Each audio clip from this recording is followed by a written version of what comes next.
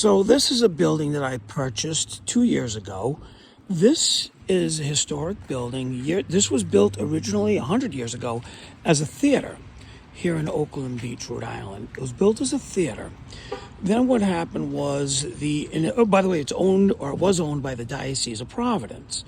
And then when they took it over, they converted it to a meeting hall, a large meeting hall. It's 4,400 square foot meeting hall. And again, this is in Oakland Beach. The water is right down there. The beach is right around that corner. And this is a meeting hall. They have a deck here, has a full-size kitchen. So right now it's empty. I'm looking right now to decide what I want to do with it. Do I want to make it back into a meeting hall? Do I make it into a restaurant? I do have an opportunity for a nonprofit to come in here, which I really like the idea, and I can lease out the kitchen, and the nonprofit can use the building. So this building, like I said, we're working on right now, getting the permits, doing the work. It has a nice big parking lot, which down here, parking lot's a prime real estate. So this is the parking lot. And like I said, so what happened was the Diocese of Providence, when they took it over, they leased it to the city of Warwick, okay, for $1 a year. And the city of Warwick had it probably 20 or 30 years. I don't know. They had it a long time. Then a couple of years ago, they decided they didn't want to use it anymore, so they gave it back to the Diocese of Providence, and the Diocese of Providence put it on the market to sell it. So the funny thing is, when they put it on the market, it really took a long time to sell because the diocese, being a Catholic diocese, had some interesting stipulations on the sale, who could buy it and who couldn't buy it. Basically, if you're a sinner, you couldn't buy the building. So it was actually attached to the deed.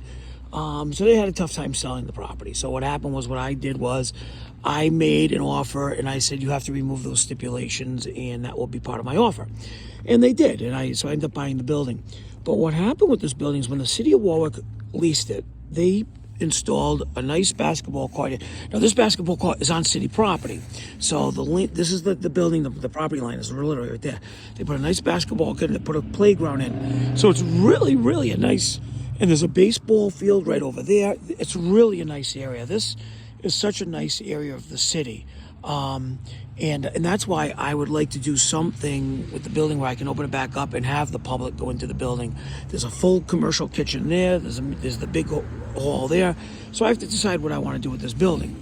This is interesting. I had a survey done, and this is a bus stop. Well, the bus stop was installed on my property. If you notice, my property goes like that. They actually cut into the property for the bus stop. I don't care.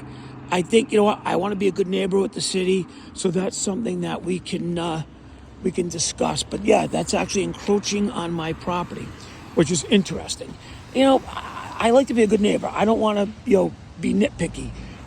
It didn't take away parking. I actually could make this parking lot a little bit bigger, obviously, if I had to. I can add more parking spaces very easily. The building's handicapped accessible. When the city leased it, they leased it for a nonprofit agency called Jonah. And Jonah, it was a senior center, so seniors would come here and hang out in here and stuff, and really enjoyed it. And that's what this was all about. Jonah was a senior center, and they had activities, fundraisers, and helped the community. So it was all a good thing. So that's why I would like it to go back to being similar to that. I don't mind owning it. If I can lease the kitchen and the kitchen will pay for the expenses, then this would be a great building for a nonprofit. So I like this area, and I bought this building, and I really want to do something with it. So we'll see what happens. And then I'm going to show you another building I just bought right there. Well, actually, it's right there. So see that building right there? I just bought that last week. That's an interesting building. We're going to go take a look at it right now.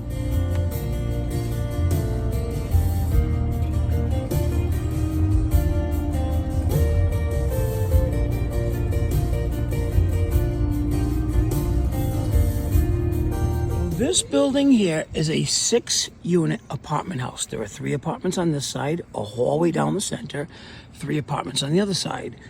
Here's the history of this building. Very interesting. This building in the 1950s was actually the Dodgem cars.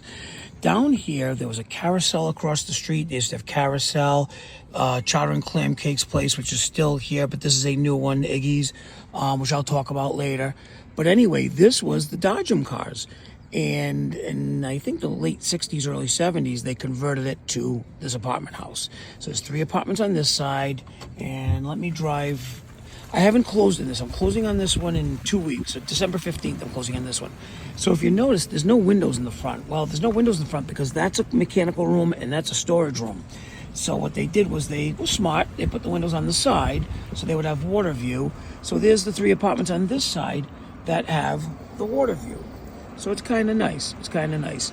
This garage doesn't come with it. This garage belongs to the neighbor. At one time, all this property was owned by the same person, and they split it up over the years. But this 6-unit apartment house, I'm closing on that. They're big apartments, as you can see. It's a huge building. This 6-unit apartment house, I'm closing on this in 2 weeks on the 15th. So that will be interesting. So that's Iggy's. So Iggy's is extremely popular down here. It's chowder and clam cakes, okay? Of course, it's right behind them is the water, so it's a waterfront piece of property. They bought the property years ago from Mrs. Gus's. Mrs. Gus's was the original chowder and clam cake place down here, and Iggy's is popular. In the summer, you cannot move down here. Where I'm parked right now, the cars are lined up, the people are lined up the street. It's unbelievable because they're the only one in town. They have no competition. Though once in a while a food truck will go down and park on the seawall, Iggy's has no competition. That's why my building up the street has some value to me because I can open up the commercial kitchen and have another restaurant. Now, they do specifically take out chowder and clam cakes. They do have a really nice seating area here. But then you have this restaurant, which is a beautiful restaurant, top of the bay. This is a sit-down restaurant, okay? We can go and sit down dining room. It's very, very good. We enjoy it. And look at the view that they have. Top of the bay. Look at that's their parking. There's the bay. So the top of the bay has the best view. Okay, so there's the bay, and then I turn around, and there's top of the bay with a beautiful, beautiful view.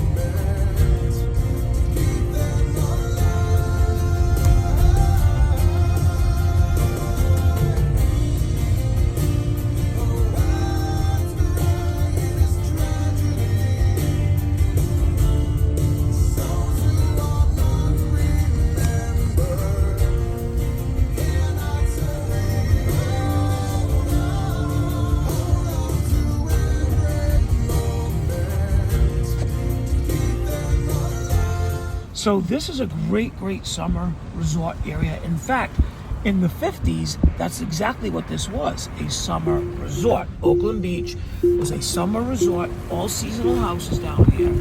It's become full year-round now. So that's the back of my 6-unit building right there. That's the rear entrance. I don't know why the door is open. When I own it, the door won't be open. I believe in security, and I see no lighting back there, and I love lights. But see, there's a baseball field. This is the back of my other building. So you're going to see some signs on it, which I left up there for 2 years. So there's the playground, there's the basketball court, there's my building. Those signs are there because when the city of Warwick was renting the building, what they did was, which was a great idea, I give them credit. It was actually the Jonas Center. I give them a lot of credit. They went out and they got sponsors, and these were sponsors who gave them money, who built the playground and the basketball court. So it didn't cost taxpayers money. They went out and got sponsors.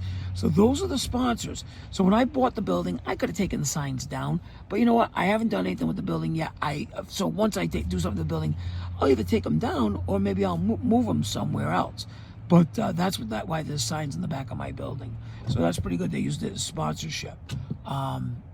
What's interesting is the building enforces their codes selectively because technically that's against building code, having all those billboards up there.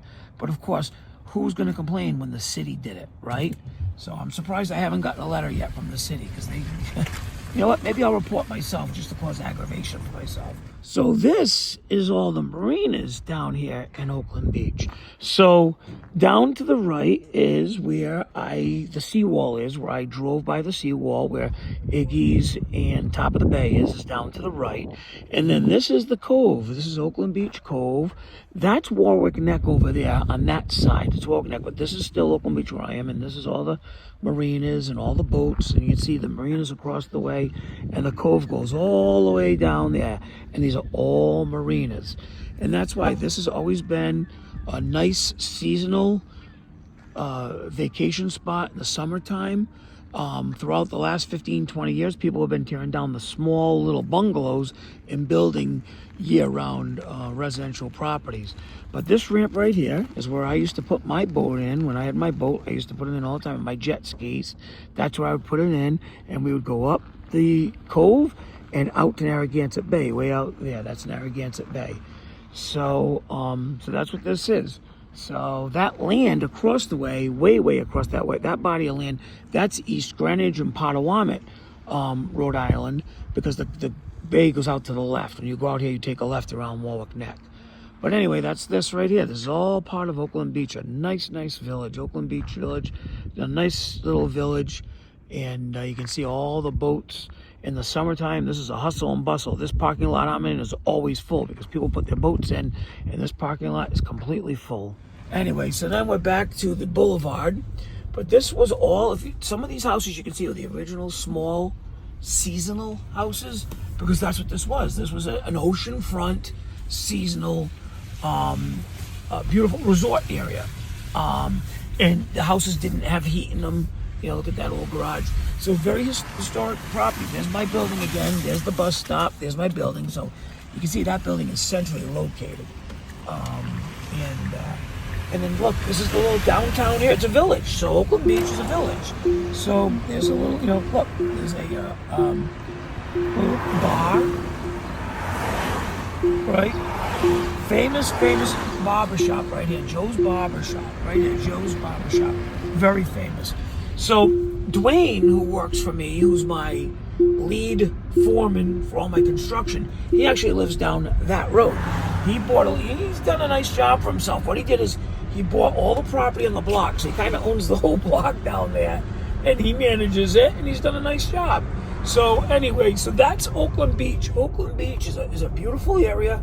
You know, in the 80s and 90s, it got a bad reputation because what happened was the seasonal houses started becoming rentals, and because the tenants weren't being supervised, got a bad element like anywhere else. But since the early 2000s, cleaned it right up. It's a beautiful area. A lot of nice people live in the area. They take care of the area. One thing I got to say about Oakland Beach, the property owners in Oakland Beach are proud of Oakland Beach and proud of where they live. And that's impressive to me.